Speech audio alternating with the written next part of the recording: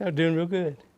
If you are trying to find Kenny Keown, He quit rock and rolling there. best place to start looking is his surgically clean Arlington garage. This is a 2009 C6. It's where Bought the car right then. he keeps his baby. I just love the color. But the life of this Corvette-loving 70-something recently took one very big unexpected turn. A Mediterranean cruise with his wife Diane and a 5-star cruise ship dining room. They give you all the different kinds of meat, just a little bit of each one, but they'll keep coming around and coming around. And I ate and ate and ate. We got back to the room and I lay there and says, oh no, I overdid it this time. Actually, overdoing it wasn't really the problem, because back home in Dallas, My chest started hurting. his doctor told him the pain in his chest It's rough. You know, it'll knock you off your rails. was You know, cancer. the first thing I read in the car and I shut down, I had a 10% chance of living 6 months. Except that the next turn he took, by chance, was to Baylor Scott White. This is a huge advance, in my opinion. He'd stumbled into Dr. Ronan Kelly and a very specific clinical trial. It's very exciting because we did two things. Number one, we asked the question, They were studying if, when treating esophageal cancer just like Kenny's, could they give immunotherapy and chemo and radiation before surgery to remove a tumor. The second advance was tracking something called circulating tumor DNA, a blood test.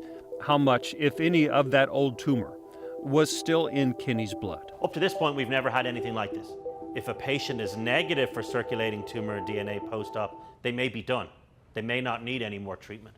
If it's not gone and if it's still detectable, we need to be much more aggressive in our approach. Up to this point, we've never had that type of help to guide our decision making. This new information is practice changing. And it was the start of better news for patients like Kenny and his crystal metallic red Corvette. Today, those tracking blood tests showed that the 73-year-old is cancer-free. We celebrate our wins. I've been blessed through this process. This may sound corny, but it was like a warm hug. All of a sudden, I had hope. There was one more ride that Kenny wanted to talk about, a ride in a hospital elevator. Another patient stepped in with a smile on her face. And I looked over, and this woman's glowing. She's excited about something. I said, you got good news, didn't you? And she said, I sure did. And we were dancing, just me and her on the elevator. When the doors opened, looked at each other and just walked off the elevator. Yeah. You know, and I hadn't seen her since. You celebrate the wins.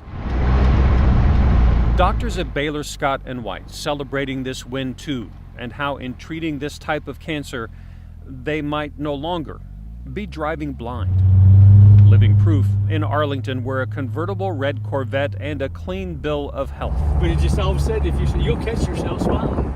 Have a grinning car buff living for the twists and turns of one very open and cancer-free road. Oh, we celebrate the wins. In Arlington, I'm Kevin Reese.